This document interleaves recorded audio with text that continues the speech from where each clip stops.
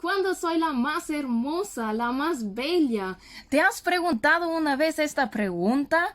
Hay una mujer en la Biblia igualmente tenía solo 1 año de tiempo para brillar, la más hermosa entre cientos de mujeres, y esa fue la mujer Esther. El reino quería buscar una mujer, una reina para su trono. ¿Y qué hace que me brillo, que soy la más perfecta, la más hermosa?